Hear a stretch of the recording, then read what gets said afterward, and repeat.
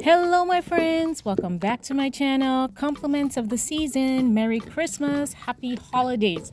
Today I'm going to show you guys how to make a Nigerian delicacy, pounded yam and egusi soup. I'm going to show you the traditional way. By the time you finish watching this video, you're going to become pros at making pounded yam and egusi soup.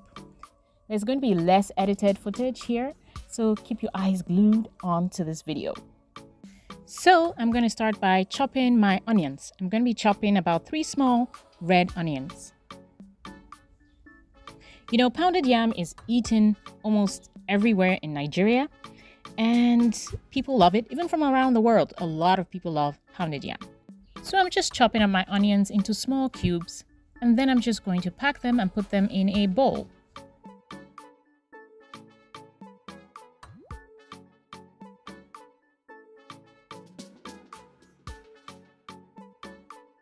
Next up, I have my greens. We call them greens here. So in your own place, wherever you are, you could use collard greens, I guess, or some sort of less slimy spinach. Or you could use Ugwu leaves. Just get greens. We call them greens here. So I'm going to just chop up my greens and set them aside. But first of all, I'm going to remove the leaves from the stalk. Okay, it's quite a process.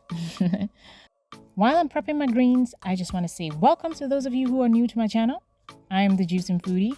I make healthy juices and delicious recipes like this one. So please hit the subscribe button and also the bell notification so you do not miss any of my new videos. Also, while you're at it, give this video a big thumbs up and share the video too so that everybody knows how to make pounded yam and egusi soup.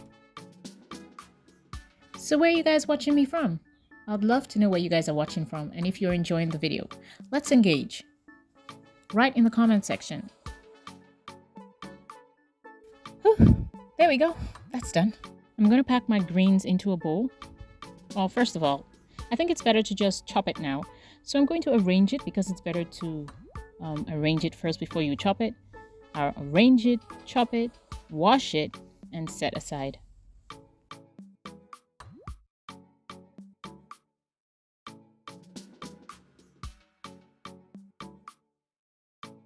These are some nice fresh greens. You really want to use fresh greens. I got them from the supermarket. Doesn't cost that much actually.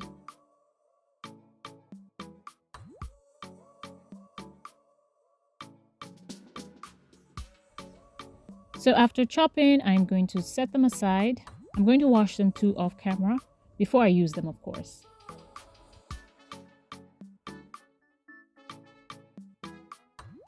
So next up is my stockfish. This is a very dried, hard fish. It's you have to be used to the smell type of fish because if you're not used to the smell, you wouldn't really like it.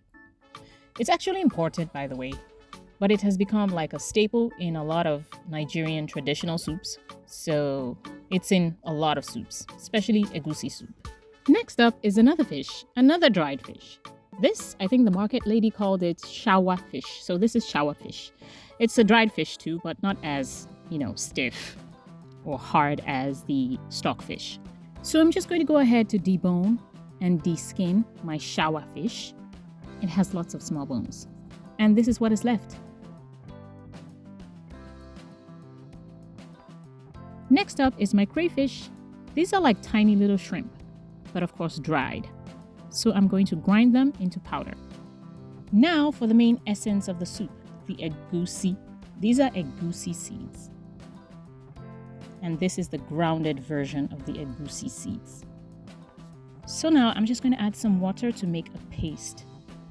I think it's better to make your egusi soup this way. It's better to make a paste first. Now we're going to make our egusi soup. I'm going to be using a thick pot, a nice pot. Don't get out your ajebota pots. Get out a thick pot. You know, one that adds flavor. To my pot, I'm going to add some palm oil. I'm going to heat it a little bit.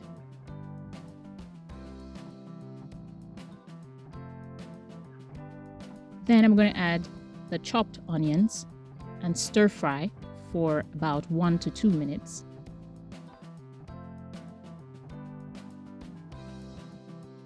Next, I'm going to add my pepper mix, which is a mixture between atarodo, that is Scotch bonnet peppers, and shombo, which is a cross between red jalapeno peppers and paprika.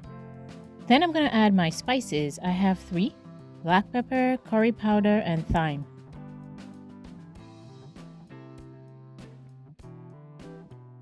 Then I'm going to add my beef broth, about 2 cups.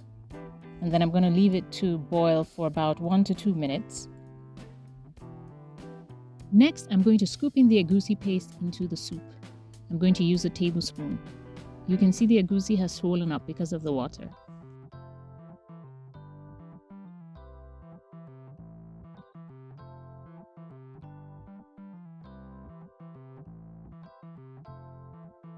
Now I'm going to add my protein, which is the Shawa fish, which I have washed, the beef, which I boiled previously, and the stock fish, which I just boiled off camera. I'm going to add it into the egusi soup. So I'm just going to leave it to cook for about 2 to 3 minutes. I'm going to leave it open, let it cook. Then I'm going to adjust for salt. I don't need to add much salt to mine. I'm just going to add a stock cube. And in this time, I don't want to actually mix the stew because I don't want to break up the lumps of the egusi. So I'm just going to move it around just a little bit because I want the stock cube to permeate the whole soup. And I'm just going to taste it. It's tasting good. And then I'm just going to cover and let it cook for about 4 to 5 minutes. Okay guys, this egusi is looking fantastic.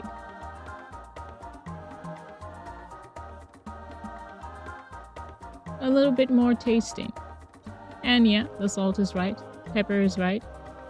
It's tasting mwah. Then I'm going to add my crayfish powder. I'm going to mix that in.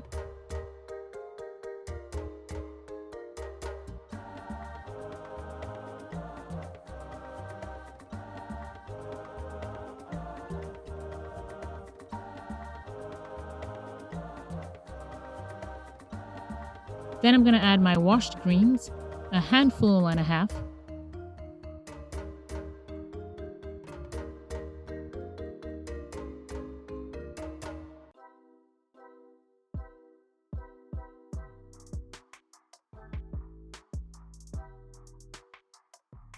And then I'm going to cover and leave to simmer for about 5 minutes so that the greens cook well. After about 5 minutes, I'll take it off the heat.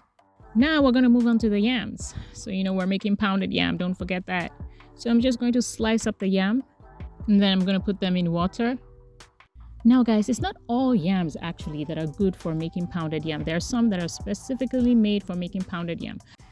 From my observation, the ones that are good for pounded yam are brown and dry on the outside. And they have a sort of thick skin. Also, they're not rooty. And when you slice them open, they don't experience discoloration fast. They just stay white, as you can see from the video.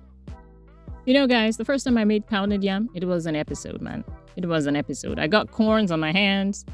As in, it was really tough. Over the years, I started to adapt, and I would pound in small batches and not stress myself. And I found an easy way to actually do it. So guys, I became a pro, man. Not to toot my own horn, but you're learning from a pro. Give this video a thumbs up. I needed like 2 bowls for my yams. I'm making a lot of pounded yam today. Anyway, so I'm just going to wash it off camera and then I'm going to slice it also, cut it into smaller pieces, just slice them in half actually, and then we're going to boil them.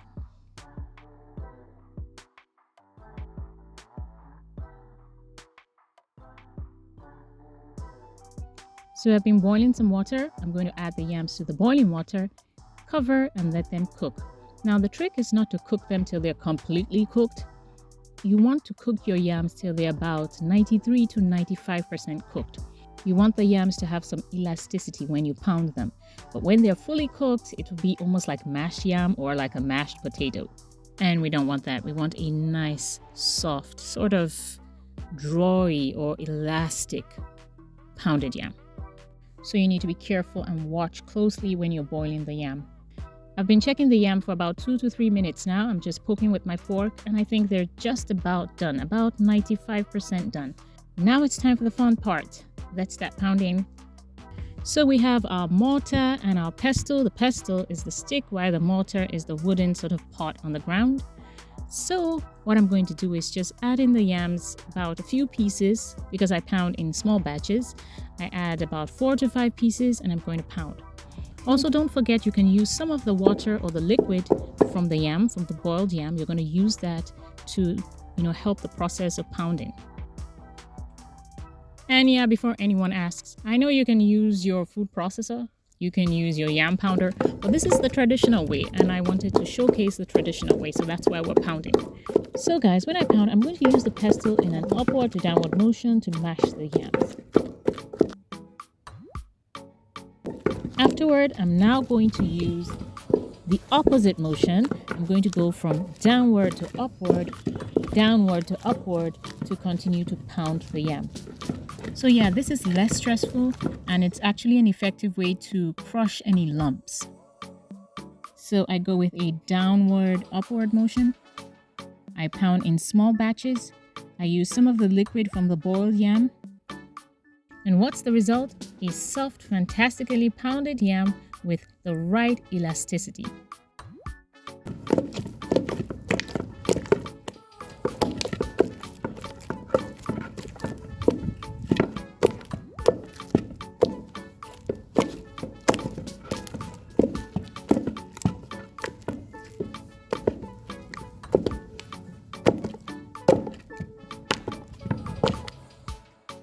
So I'll just add a little bit more of the water because, we want it soft, and pound a little bit more and it should be ready.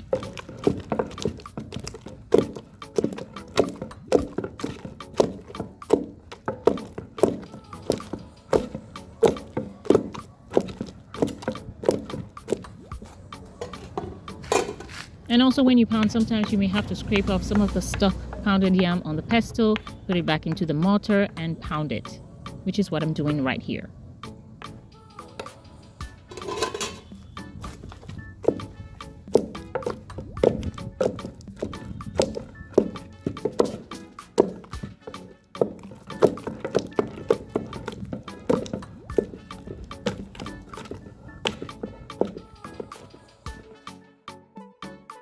So traditionally, when you're taking out your pounded yam from the mortar, you use something called an igbakan. Okay? However, I couldn't find mine. Apparently it disappeared, so I'm just going to use this, my cake shaper. It's just as effective. So I'm going to use that to take out my pounded yam. And you can see how soft and lovely and just perfect this pounded yam is. So I'm going to put the pounded yam and shape it in my plate.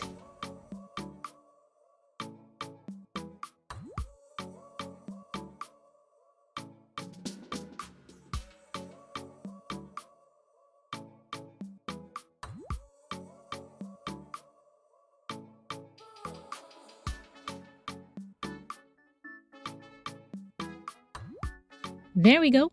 Doesn't that look inviting? And then we're going to add the egusi soup.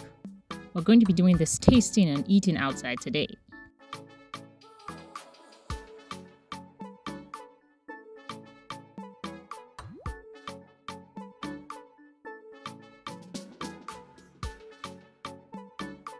I had to taste this with immediate effect. Immédiatement.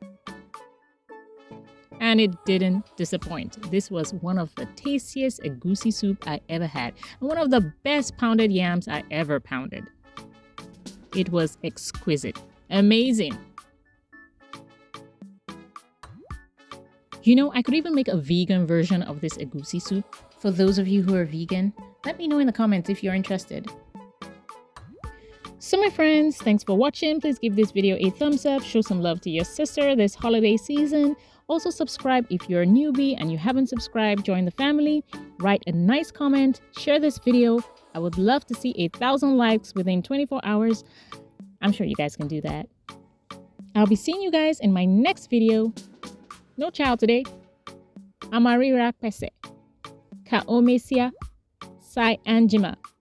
Enjoy guys.